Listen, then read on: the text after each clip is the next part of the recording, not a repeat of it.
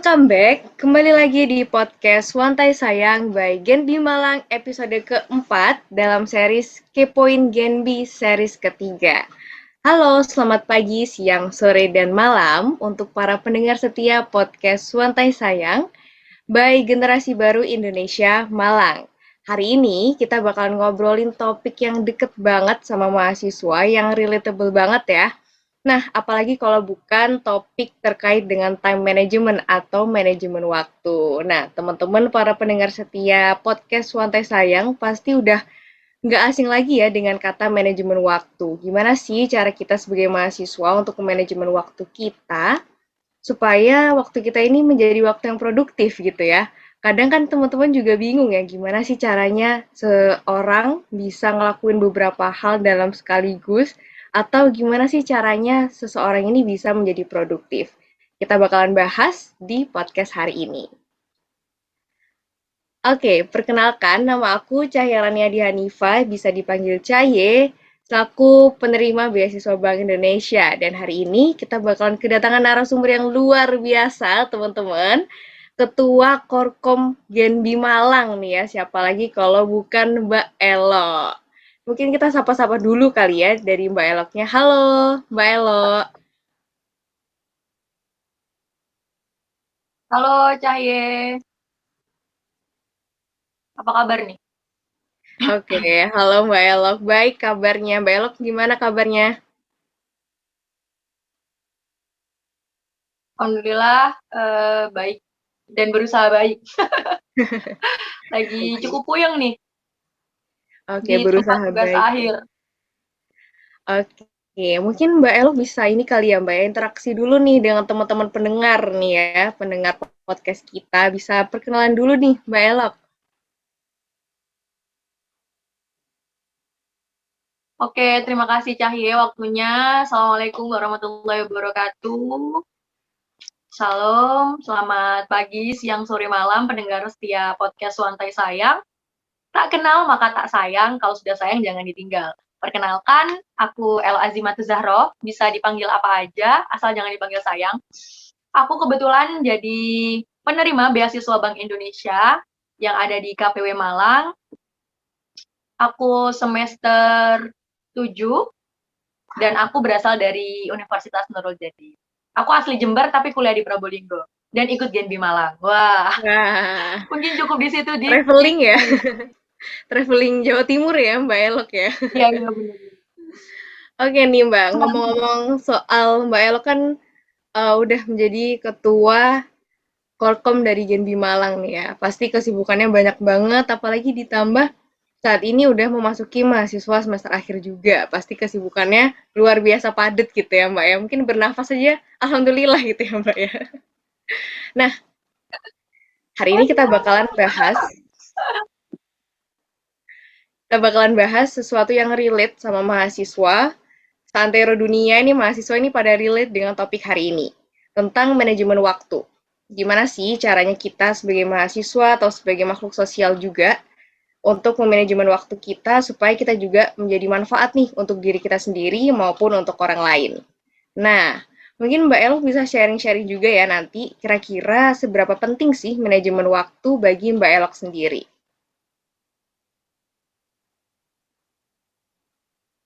Oke. Disclaimer ya sebelumnya, bentuk time management yang bakal kita bahas pada malam hari ini bukan menjadi time management yang standar ideal ya. Ini versi aku tentang bagaimana aku mengatur waktuku gitu ya. Kalau ditanya seberapa penting manajemen waktu, bagi aku penting banget. Kalau bahasa anak sastra tuh waktu adalah jantung kehidupan gitu ya. Jadi kita punya planning dari kita bangun tidur sampai kita tidur lagi itu kita ngapain aja. Jadi penting banget manajemen waktu agar kehidupan kita itu lebih tertata. Jadi kita tahu nih jam sekian kita mau ngapain, jam sekian kita mau ngapain gitu. Jadi penting banget manajemen waktu adalah salah satu ikhtiar kita untuk mencapai suatu goals dalam hidup kita. Itu versi aku seperti itu. Oke, luar biasa ya. Udah awal-awal banget nih kita udah dikasih petuah nih sama Mbak Elok nih. Oke, Rasa tadi tua ya. banget aku ya ngasih-ngasih petua gitu. Dikasih wejangan ya sama Mbak Elok ya. Berarti penting banget nih ya Mbak ya, manajemen waktu sebagai mahasiswa juga. Nah, kira-kira nih, dari pentingnya manajemen waktu kita supaya kita bisa meraih goals kita dengan sistematis juga, supaya kita tahu juga kira-kira apa yang harus dikembangkan dan apa yang harus dievaluasi. Kira-kira nih Mbak, menurut Mbak Elok, apa sih gitu kan ya, output dari proses manajemen waktu yang sudah Mbak Elok terapkan mungkin di saat ini? Oke, sebenarnya banyak banget ya output-nya, tapi aku sendiri juga merasa dalam manajemen waktu aku juga masih belajar, masih cukup banyak kerjaan yang ya tidak terselesaikan secara sempurna. Tapi kita kan masih berusaha untuk memanage waktu, gimana kita bisa menyelesaikan tanggung jawab yang baik. Kalau bicara soal output ya, output-nya udah jelas ya. Dari hulu hilir hidupnya lebih jelas, terarah, tertata, tersusun rapi. Karena kita udah ada usaha untuk memanajemen waktu itu. Output tertingginya sih, kalau menurut aku adalah ketenangan hati. Kenapa aku bilang output-nya itu ketenangan hati? Karena setiap urusan kita itu kayak berusaha kita tata gitu loh, kita atur waktunya sehingga tidak memberatkan kita di tanggung jawab tertentu. Misal nih, kita udah punya schedule untuk oh jam sekian aku bakal nugas, jam sekian aku bakal rapat, jam sekian aku bakal ada plan A B C D gitu. Jadi itu ketenangan hidup kalau kita udah oh jam 7 iya aku waktunya ngerjain tugas, jam sekian aku waktunya ngerjain ini. Jadi di akhir waktu sebelum kita istirahat kita nggak terbebani tanggung jawab yang belum terselesaikan. Ya biar hidupnya lebih teratur dan lebih Hmm, tenang aja. Terbesarnya. oke, biar lebih damai juga ya hidupnya ya. Karena kan nih isunya lagi banyak banget nih Mbak, kan tentang kita online, terus pandemi, organisasi jadi online, kuliah jadi online, kan kita ada isu mental health juga. Nah, berarti penting banget nih ya manajemen waktu supaya kita terbebas juga dari mental illness gitu kali ya Mbak ya. Oke, Ya well, benar-benar. ya berarti nih Mbak Elo kan pasti sebelum jadi ketua Korkom di Genbi Malang ini pasti udah menjajali nih beberapa organisasi yang ada. Nah, kira-kira nih Mbak, dari organisasi-organisasi tersebut, ada nggak sih hal positif yang Mbak ambil gitu ya sebagai upaya manajemen waktu gitu? Kalau dibilang ada, banyak banyak banget gitu. Aku jujur dari sebelum kuliah aku merasa aku adalah orang yang tidak tertata ya. Maksudnya ya udahlah waktunya sekolah-sekolah, waktunya les-les gitu. Cuman semenjak kuliah ketika kita mencoba terjun ke organisasi dan kebetulan diamanai posisi yang tanggung jawabnya cukup besar, itu menuntut aku seakan-akan kamu harus nata nih gitu. Kamu udah waktunya supaya hidupmu lebih teratur, tanggung jawabmu terselesaikan gitu. Kebetulan juga kemarin sebelum kita demisioner, sebelumnya juga di ketua komis, terus jadi wakil ketua di himpunan mahasiswa jurusan, terus juga ngikuti beberapa UKM seperti ada juga jurnalistik kampus gitu. Jadi menurut aku ya hidup itu adalah resiko yang harus dibayar. Gitu. Ketika aku memilih untuk ikut di tim jurnalistik kampus, aku memilih ikut Genbi, aku memilih menyanggupi untuk dicalonkan sebagai calon wakil ketua HMJ, di situ aku udah tahu nih resikonya aku bakal sibuk, resikonya aku harus bisa membagi 24/7 bagi organisasi atau kesibukan-kesibukan itu. Jadi banyak banget sih, kayak secara nggak langsung ngebentuk individu kita untuk apa ya, menjadi lebih tertata gitu, tanggung jawabnya lebih aja gitu ke dirinya sendiri. Itu sih kalau dari aku Cahaya. Oke, berarti impact-nya positif impact ya. Berarti manajemen waktu ini bisa dikatakan sebagai upaya mendisiplinkan diri juga, bener nggak Mbak? Ya benar benar benar benar. Nah, oke. Nah, kira-kira nih Mbak, kan tadi Mbak Elok udah cerita nih ya soal pentingnya manajemen waktu, terus ternyata output dari kalau kita menerapkan manajemen waktu tuh outputnya positif banget nih. Nah, kira-kira nih Mbak, dari beberapa pengalaman yang udah di-mention sama Mbak Elok, kira-kira ada nggak sih Mbak kayak tools atau alat yang bisa ngebantu kita dalam memanajemen waktu? Oke, kalau soal bicara alat, kita pasti tiap orang beda-beda ya. Kalau dari Mm-mm. aku pribadi, kalau misalkan schedule-nya itu cukup banyak ya, yang kayak memungkinkan aku, jujur ya, aku orangnya pelupa. aku orangnya itu pelupa banget gitu. Jadi kalau aku biasanya kasih notes di HP atau aku meletakkan di tempat yang sering banget aku kunjungi gitu, seperti lemari baju atau mungkin di samping di meja belajar seperti itu. Tapi aku lebih sering menggunakan aplikasi HP sih. Oke, jadi kayak sebagai reminder kita gitu ya Mbak ya untuk melakukan Oh, sesuatu biar nggak miss. Oke nih, bicara soal tools.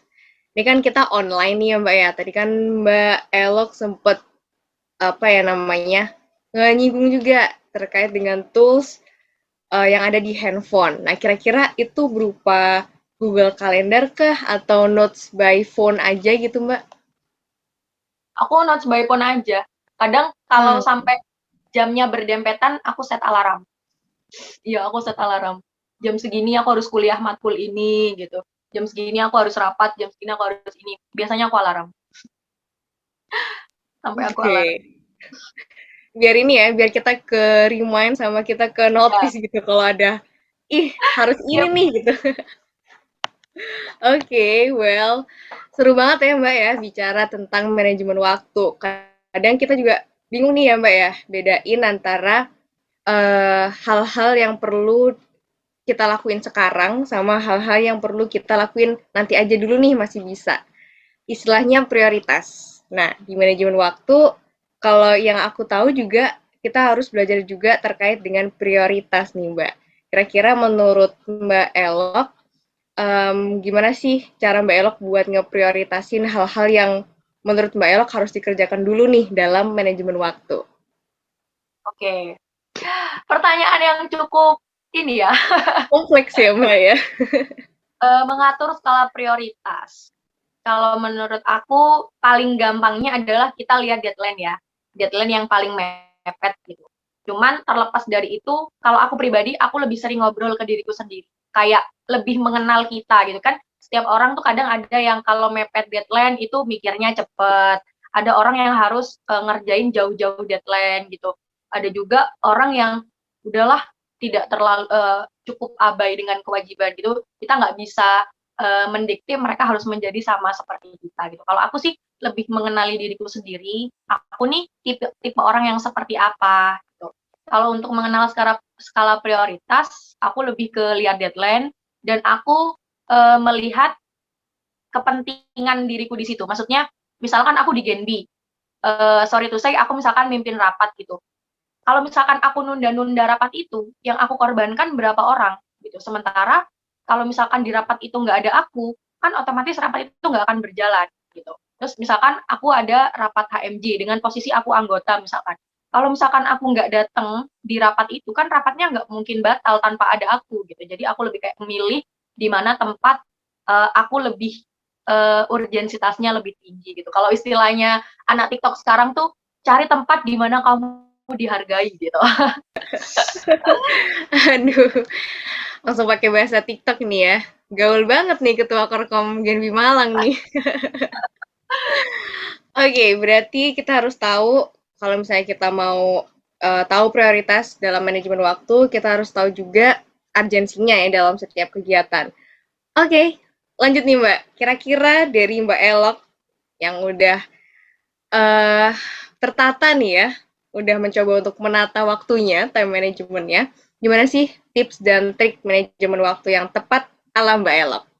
Waduh, waduh, waduh. Lagi-lagi ya, di saat aku ditanya tuh kayak aku ngerasa, ayo lo, time managementmu udah bener belum gitu. Lagi-lagi disclaimer ini bukan standar eh, terbaik ya dalam manajemen manajemen waktu ini. Lagi-lagi ini tentang bagaimana aku mengatur waktuku. Aku kayak buat perjanjian sama diriku sendiri.